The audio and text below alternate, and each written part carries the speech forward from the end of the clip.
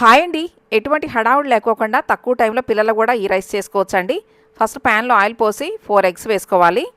ఈ ఎగ్స్ ఇలా వేగిన తర్వాత ఇవి తీసి పక్కన పెట్టేసుకుని ఇప్పుడు ఇదే ప్యాన్లో చిన్న స్పూన్ సాజీరా, పొడవుగా కట్ చేసుకున్న 2 ఉల్లిపాయలు వేసుకుని ఉల్లిపాయలు వేగిన తర్వాత కట్ చేసుకున్న 4-5 పచ్చిమిర్చి వేసుకోవాలండి.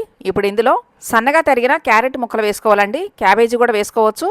ఇప్పుడు ఇందులో సన్నగా తరిగిన అల్లం వెల్లుల్లిపాయ ముక్కలు వేసుకోవాలి. ఈ లైట్గా వేగిన తర్వాత మనం వేయించి పక్కన పెట్టుకున్న ఎగ్ వేసుకోవాలండి. ఇప్పుడు ఇందులో రుచికి సరిపడా సాల్ట్ వేసి ఇప్పుడు ఇందులో ఉడికించుకున్న రైస్ వేసుకోవాలండి. ఈ రైస్కి సరిపడా సాల్ట్ వేసుకోవాలి. ఇప్పుడు ఇందులో సోయా సాస్ కొంచెం, పెప్పర్ పౌడర్ కొంచెం వేసి కొంచెం వెనిగర్ వేసుకోవాలండి. లాస్ట్లో స్ప్రింగ్ ఆనియన్స్ వేసి హై ఫ్లేమ్లోనే ఈ రైస్ బాగా కలుపుకోవాలండి. నేను నార్మల్ రైస్తో చేశాను, బాస్మతి రైస్తో చేస్తే ఇంకా బాగుంటుంది. మీకు కూడా నచ్చింది కాదు? అయితే మిస్ చేయకుండా లైక్ అండ్ కామెంట్ చేయండి, సబ్స్క్రైబ్ చేయండి నా ఛానల్ని. Thank you for watching.